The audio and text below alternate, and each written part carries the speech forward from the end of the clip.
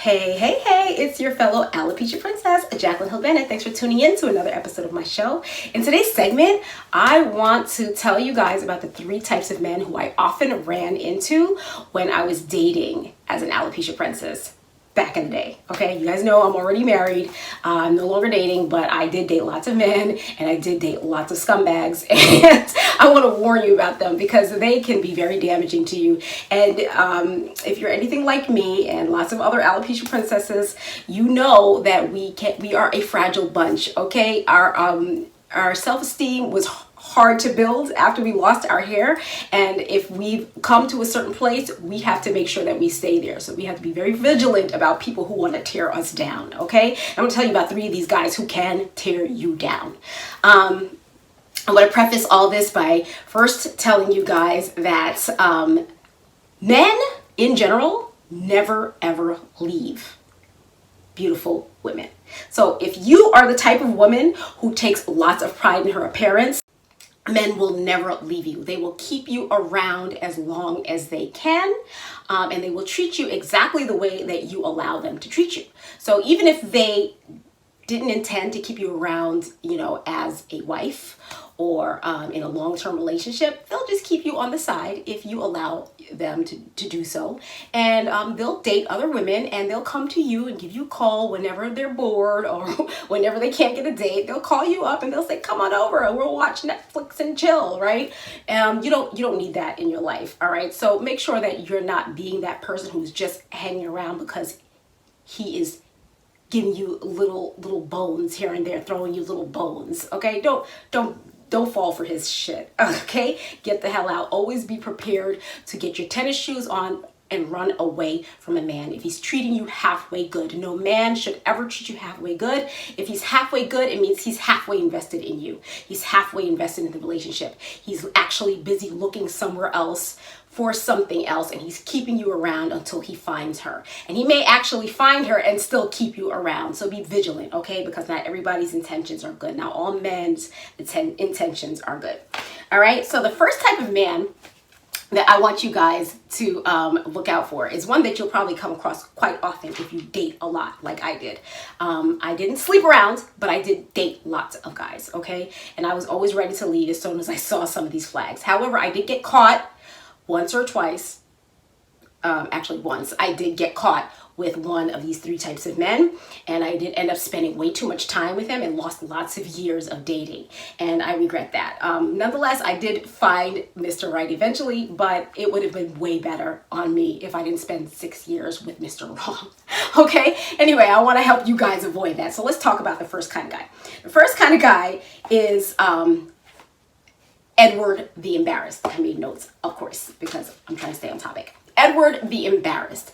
Edward the Embarrassed, he met you, he liked you, you talked over the phone, you made dates, you met for coffee, you then went for lunch, you then went for dinner, and now we're on date number 3 and you're about ready to expose yourself as an alopecia princess. Because don't forget, you should be doing this. You should not hang around with a guy who doesn't know your alopecia status, because you could fall in love with him before he actually knows who you really are, and then who's to say how he's going to respond to you when he finds out that you actually don't have any hair and that you have this genetic disorder, right? So it's better in your life if you make sure that you disclose your alopecia status early on. Not too early on, but like at least by the 3rd or 4th date, and definitely before you sleep with the guy, okay? Anyway, okay, so Ed the Embarrassed, you hung out with him a few times, and he likes you a lot, and you finally decide you want to tell him. You tell him about it, and he thinks about it. He decides he wants to stay with you. He likes you enough. He's going to stay. He doesn't care, right? Or he claims not to care. But he really does care. Edward the Embarrassed actually cares very much. He cares so much, in fact, that he never wants to talk about it. He never wants to talk about it again. Anytime you bring up the alopecia, he gets annoyed. If you dare think that you're going to take your wig off to take a nap or something like that, he is annoyed. He's treating you funny. He's looking at you sideways. He doesn't ever want you to take your wig off. He definitely doesn't want his friends to find out that you don't have hair. He definitely doesn't want his family to find out that you have alopecia. He just wants you to remain maintain that picture of perfection that he saw that night across the room, and he's happy with you that way. Now, don't get it twisted. Ed the Embarrassed, he could actually treat you very nice as long as you follow his rules. Don't talk about the alopecia, and don't tell his family, and make sure that your wig is undetectable, because if someone else notices and tells him about it, he's going to be way embarrassed, and you're not going to like his response when he becomes embarrassed like that, okay? So he could treat you very nice. He could take you on lavish vacations. He could buy you things. He might even ask to marry you. All those things. You could actually end up marrying Edward the Embarrassed. But the sad part about staying with Edward the Embarrassed is that you'll never have the opportunity to have someone to talk to, well, a lover to talk to, who understands your plight, who feels for you, who's loving, who's understanding, who's kind about it, right? Because he never wants to talk about it. And you better never want to take your wig off at night. You better learn how to sleep in it. You better learn how to have sex in it. You better learn how to just be a person who's always in their wig, because he doesn't want to know you any other way, okay? That's Edward the Embarrassed. And it's probably best if you just don't stay with Edward the Embarrassed. We'll talk about that later, okay? How to get away from Edward the Embarrassed, because he might actually be a good catch in some sort of way that you fix in your head. I'm like, oh my God, he's everything, but you can't stay there. You just can't stay there. It's just not good for your soul. Okay, so the next person you want to make sure that you look out for is Igor the Insecure. Igor the Insecure is, he met you across the room, right? He saw you, this beautiful angel across the room. He came over, he talked to you, and you actually talked back to Igor the Insecure. And he couldn't believe it. He's like, wow, this gorgeous woman is actually speaking to me, right? So you guys talk, you hit it off, you exchange numbers, he calls you, you call him, you talk, you have breakfast, or you have coffee or whatever. And then 3 or 4 dates into the relationship, you decide you want to tell him your alopecia status, right? And then he's like, I get it now. I get why this beautiful woman wants to be with me. She wants to be with me because she's just as imperfect as I believe I am, right? So Igor the Insecure thinks he's very imperfect, okay? He doesn't understand why a beautiful woman will want to be with him unless she's flawed. So now he found your flaw, right? He found your flaw. And he wants to capitalize on it, okay? So he's decided he's going to stay with you. Bald-headed, alopecia and all, and as long as you are somewhat just as insecure as he is, and you're not standing tall and proud, and other men are not like swooning over you, he's happy. But the second he sees that you are standing tall and prideful in yourself, he wants to take you down a notch so you can continue to stay just as insecure as he is. He needs you to be insecure in order for him to feel secure in the relationship. So he's going to kind of be mean sometimes. He's going to take you down a couple of notches every time that you try to grow emotionally, and he's going to try to take you back down to his level. So you pick and choose. You decide if you want to stick around with Igor the Insecure, because I don't want to be with an insecure guy. He's jealous. He's jealous of other men looking at you. He's jealous of you and your accolades. He's jealous of everything that you do because he's insecure, and that's an insecure person's nature, is to be insecure, is to be jealous. Okay? Anyway, so that was the second guy that I believe that all alopecia princesses will likely come across in their dating journey, okay? And that you should probably run away from, okay? The next is, and this is the worst guy. This is the worst guy because he is, I'll tell you what he is. He is Richard the Rescuer Narcissist. That's a big one, right? Richard the Rescuer Narcissist.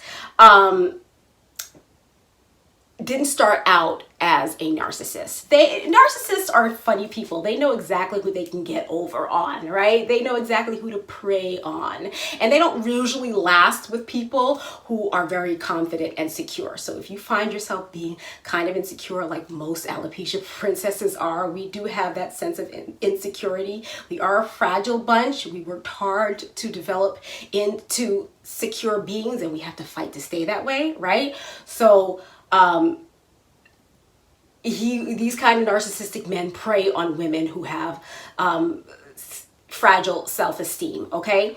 So you meet him across the room. He thinks you're beautiful. He comes over, he talks to you. He wants to get to know you. He wants to find out if you're insecure because he needs you to be so that he could be as narcissist as he wants to. And then he finds out that you are a little bit insecure and that you are a little bit imperfect. So he is going to capitalize on that, right? He is going to fix it in his head that he is doing you some sort of favor by staying with you, okay? Like, he is allowing you into his world despite the fact that you are bald-headed. He's still going to treat you nice and take you places and buy you things. He's still going to treat you like a diamond even though you're bald, right? But you should keep in mind that you are bald, right? And that he is the very best thing that could ever happen to you. Because he fixed it in his mind that he is the very best thing that could happen to you. And it ain't true. He could convince you that he is, but it ain't true. Don't fall for the okie doke, okay? Richard the narcissist narcissist is not the very best thing for you. He may have lots of money. He may take you on trips, but he's going to constantly remind you that you are not as good as he is and that you should be very, very thankful that he allowed you into his world. Okay? He is a mean one. So be very careful. You decide if you want to stick around with Richard, the rescuer narcissist. You might want to stick around with him just because he wants to take you on a lavish vacation to, I don't know, Maui or something like that. You might stick around for it and you might go to Maui, but just know that when you get to Maui, Richard, the rescuer narcissist, is going to remind you that you are not as good as he is, that you are imperfect, that you are bald, and not too many men are going to be this good to you in your condition. All right. So you decide if you want to stick around with Richard, the rescuer narcissist. Okay. But I'm telling you, you should run. Always be prepared to run away from men who want to treat you halfway good. If they're treating you halfway good, then they are halfway invested in the relationship. And sometimes they can get pretty darn nasty. Don't stay. Date lots of men. Don't sleep with lots of men, but date lots of men.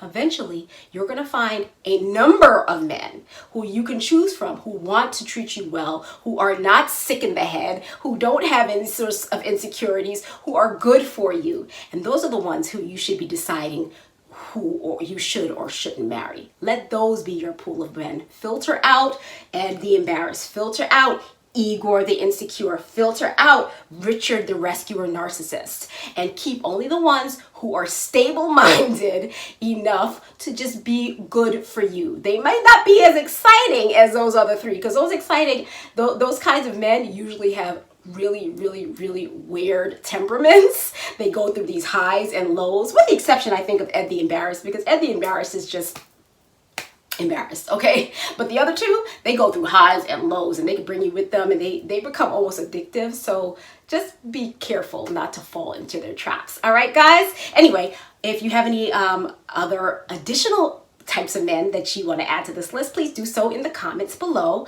Like, comment, and subscribe to my channel. Thank you for watching. I hope to catch up with you guys again real soon, and be really well, okay? Take good care. Bye.